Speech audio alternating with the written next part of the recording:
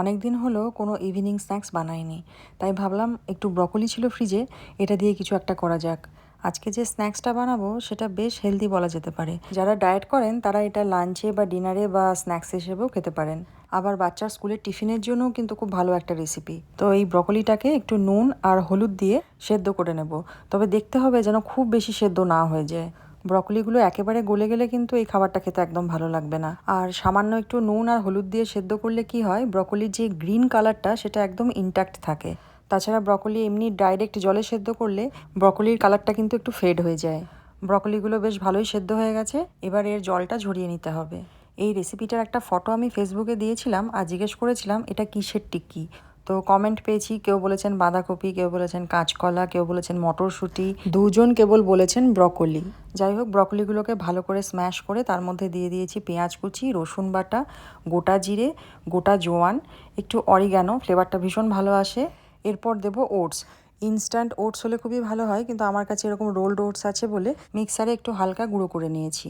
এখন দিচ্ছি 2টো ডিম। এরপর স্বাদ মতো নুন দিয়ে এটাকে ভালো করে মাখতে হবে। এখানে এক্সট্রা কোনো রকম জল ব্যবহার করিনি, পরে আমি বাইন্ডিংয়ের জন্য সুজি অ্যাড করেছি। চাইলে এর মধ্যে কিন্তু আলু সেদ্ধও অ্যাড করা যেতে পারে। এবার সুজি, ওটস এগুলো যেহেতু একটু হেলদি অপশন, তাই আমি এগুলোই রেখেছি। 10 মিনিট একটু ঢাকা দিয়ে রেখে দিয়েছিলাম সুজি আর ওটসটা যাতে একটু ফুলে যায়। এবার এরকম টিক্কির আকারে বানিয়ে কম তেলে ফ্রাই করতে হবে, এটা কিন্তু ডিপ ফ্রাই হবে না। বাড়িতে এয়ার ফ্রায়ার থাকলে এয়ার ফ্রায়ারেও বানাতে পারেন, কিন্তু এয়ার ফ্রায়ার যেহেতু সবার বাড়িতে থাকে না, তাই আমি এইরকম প্রসেসেই দেখাচ্ছি। এই ব্রকলির টিক্কি কিন্তু খেতে খুব ভালো হয়, আপনারা অবশ্যই বাড়িতে একবার ট্রাই করবেন যদি কেউ করে না থাকেন। আর যারা খেয়েছেন তারা তো জানেনই। চলুন এখন দেখি হাজব্যান্ড আমাদের জন্য তুর্কি থেকে কি কি জিনিস নিয়ে এসছে। এটা দুবাই মলে আছে না এই শপটা? Wow, very nice, thank you. এটা তুর্কির একটা সুভিনিয়ার। খুব সুন্দর হয়েছে কিন্তু দেখতে, এটা দারুণ দেখতে, একদম রাজা রাজা ব্যাপার না একটা। আর এটা মানে ম্যাটেরিয়ালটা ভালো। হুম, আর এটা রেগুলার ব্যবহার করা যাবে ওটা। না ব্যবহার করবো না, তুর্কির জিনিস রেখে দেবো সাজিয়ে। এরকম জিনিস দুবাইতেও প্রচুর পাওয়া যায়, কিন্তু এক্সপেন্সিভ লেগেছে বলে কিনিনি। যাই হোক, গিফট হিসেবে এটার বাড়িতে আগমন হলো আর কি। এখন অনেক কিছু বেরোচ্ছে ব্যাগ থেকে, একটার পর একটা। কি বেরোচ্ছে এগুলো? ও আচ্ছা, এগুলো আমার পছন্দের জিনিস। হাজব্যান্ডের এই নিয়ে তুর্কি দুবার যাওয়া হলো আর কি। তো আগের বারে গেছিলো ইজমির, সেখান থেকেও এরকম অনেক সুভিনিয়ার নিয়ে এসেছিল। এবারে ইস্তানবুলে গেছিলো। এটা কি অনেকগুলো এনেছো তো? হ্যাঁ, যেমন গিফট করতে তো লাগে না। এটা কি? হ্যাঁ, এটা একটা ট্র্যাডিশনাল এখানকার জিনিস। অনেক কিছু এনেছে গো। এইবার একটা আরে বাস, চকলেট না?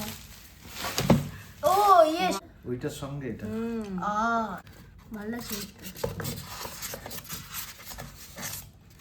একদম পুরো একদম রাজা রাজা ব্যাপার তো একেবারে।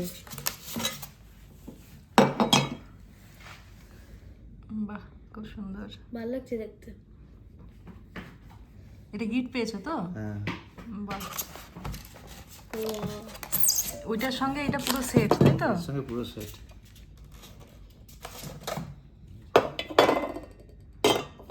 খুব সুন্দর। চায়ের জন্য। এটা হচ্ছে তোমার মহাভারতের একটা ক্যারেক্টার। কি নাম লেখা আছে বলো? Shadow puppet of Java. হ্যাঁ, শ্যাডো পাপেট অফ জাভা। যাবা নিচে নামটা কি লেখা আছে? সিমার। সেমার হচ্ছে তোমার পাণ্ডবদের রক্ষাকর্তা। এটা গিফট দিয়েছে? এটা গিফট পেয়েছি। ওই ইন্দোনেশিয়া থেকে কেউ এসেছিল বললে? হ্যাঁ, যে সবার জন্য একটা করে নিয়ে এসেছিল। ও কেউ অর্জুন পেয়েছে, কেউ যুধিষ্ঠির পেয়েছে। বাহ, এটা আমার। এটা আমাকে বলবে। No, no, এটা এইটা তোমার, এটা তোমার। নাটস, আমার নাটসে অ্যালার্জি আছে। এটা আমার। তো নাটসে ওটাও দেবে আমাদেরকে। একটা দেবো। এটাও আমার।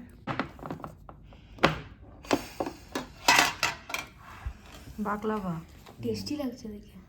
খাও, কোনটা খাবে? এখন খাবো না, যখন এখন চকলেট খেয়েছি।